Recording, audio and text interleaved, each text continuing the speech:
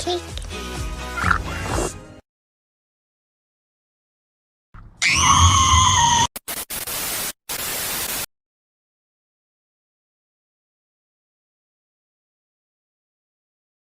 Halo, perkenalkan nama saya Puji Bella Junita dengan NIM 15423.004. Di sini saya akan memaparkan tentang jenis argumen, validitas, dan kebenaran. Topik yang pertama yaitu jenis argumen. Di sini, jenis argumen dibagi menjadi dua. Yang pertama, argumen deduktif. Argumen deduktif adalah argumen yang jika benar akan menyertakan bukti-bukti yang konklusif untuk mendukung kebenaran klaimnya, karena premisnya kuat. Jadi, klaim yang disampaikan setelah premis disampaikan bukan lagi sebuah kemungkinan, melainkan kepastian. Yang kedua, argumen induktif. Argumen induktif mengandung premis-premis yang jika benar membuktikan kebenaran klaim tersebut. Lalu apa bedanya dengan metode deduktif? Bedanya, di argumen induktif ini masih ada kemungkinan argumen itu benar atau salah. Dalam argumen induktif, pernyataan yang disimpulkan hanya bersifat spekulatif dan kepastiannya tidak diketahui. Nah, berikut merupakan contoh dari argumen deduktif dan induktif. Yang pertama, argumen deduktif. Premis pertama, semua mamalia memiliki paru-paru.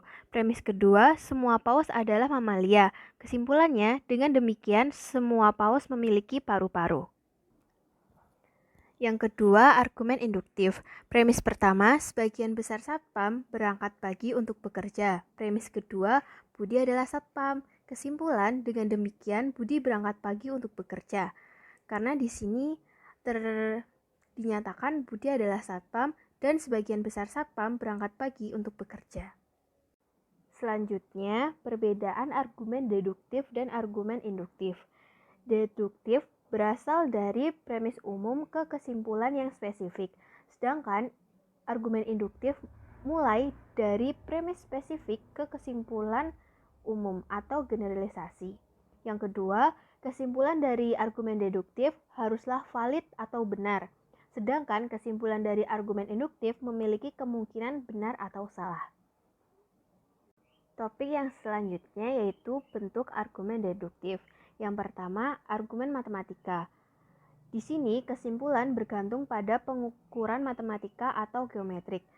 Pasti deduktif karena kesimpulan memiliki keseharusan. Artinya tidak ada ruang untuk kemungkinan benar. Contohnya 1 tambah 1 sama dengan 2. Nah, hasil dari 1 tambah 1 sama dengan 2 ini tidak bisa diubah karena matematika merupakan ilmu yang pasti. Maka dari itu, masuk ke argumen deduktif. Selanjutnya yang kedua, argumen dari definisi. Kesimpulan yang diklaim tergantung pada definisi sebuah kata atau frase yang digunakan baik itu pada premis-premis atau kesimpulan.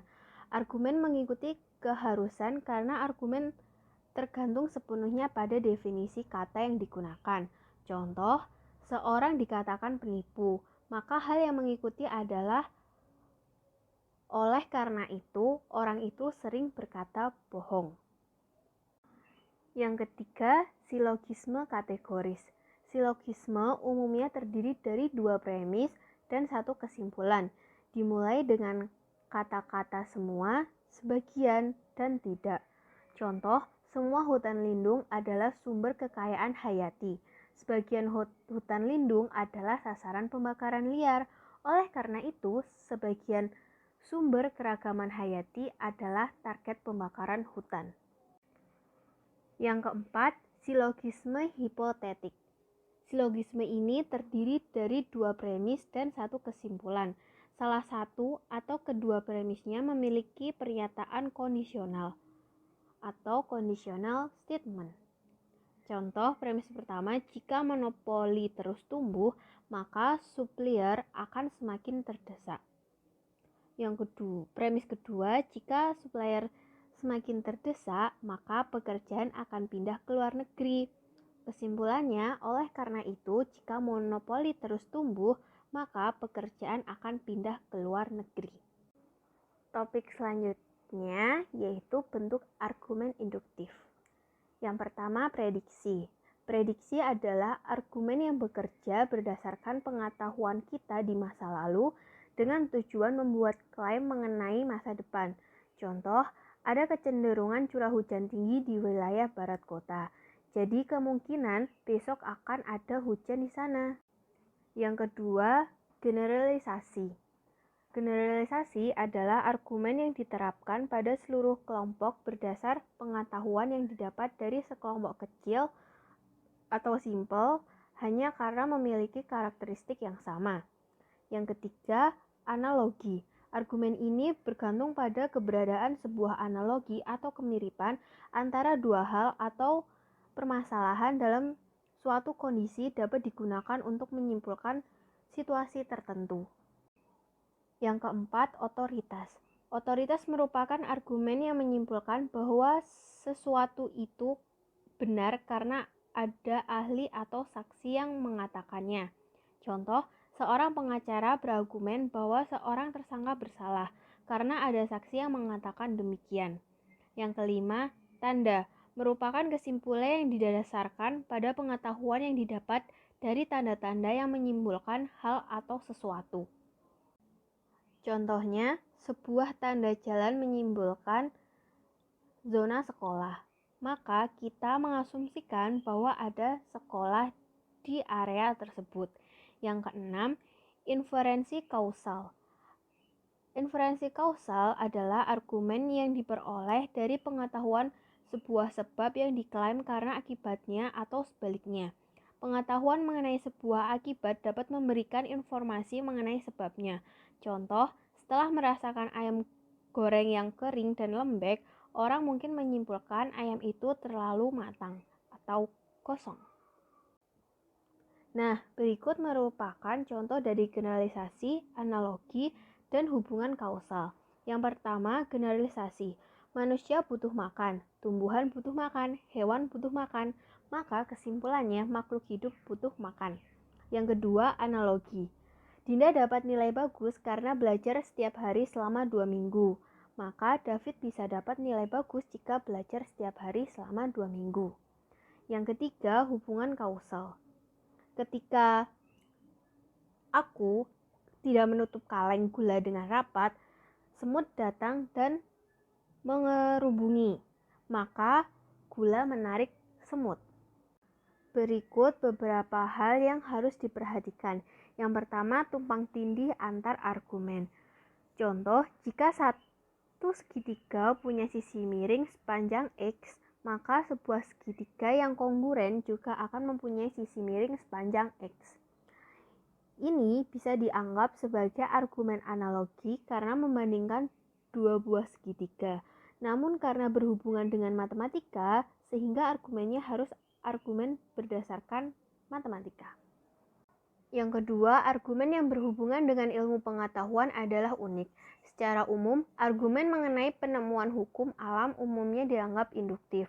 Ada pula tipe argumen yang terkait dengan penerapan hukum yang sudah diketahui dalam situasi tertentu. Hukum ilmiah secara luas dianggap sebagai generalisasi yang berlaku di semua tempat dan waktu. Oleh karena itu, aplikasinya dalam situasi seperti ini selalu deduktif meskipun mungkin berhubungan dengan masa depan. Topik selanjutnya yaitu validitas, kebenaran, ketepatan, kekuatan, dan keyakinan. Validitas.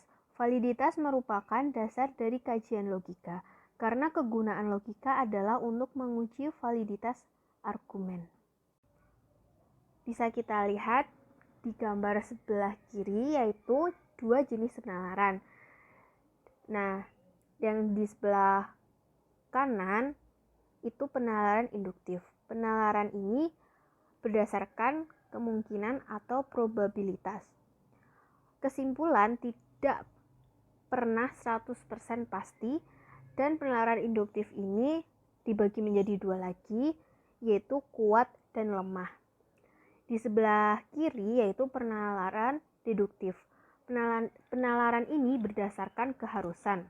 Kesimpulan 100% pasti dan penalaran deduktif ini dibagi menjadi dua, yaitu valid dan invalid. Selanjutnya kita lihat gambar sebelah kanan.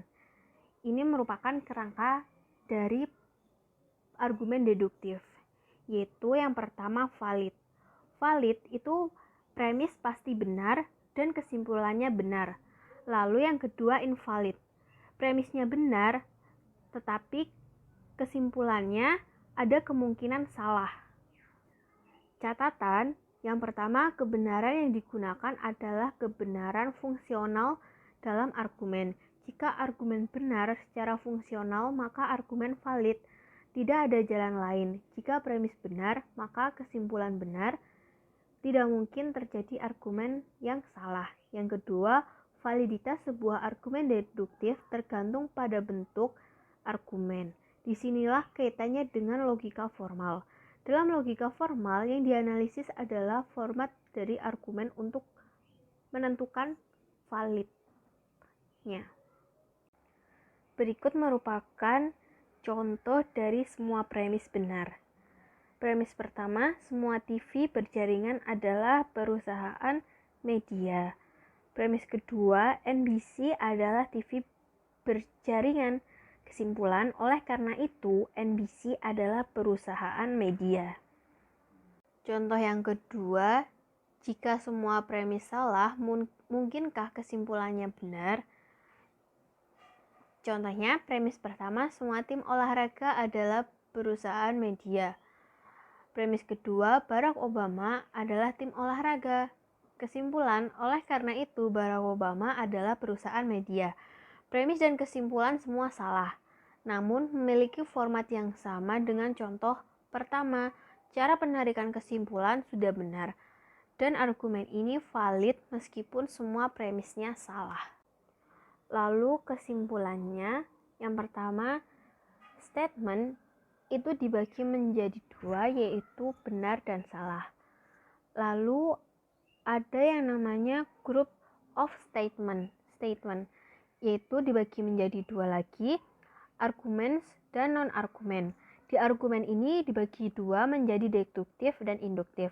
Selanjutnya argumen deduktif dibagi menjadi dua, yaitu valid dan invalid. Di valid ini dibagi menjadi dua, yaitu sound atau bunyi dan unsound atau tidak bunyi. Selanjutnya, argumen induktif dibagi menjadi dua, yaitu kuat dan lemah.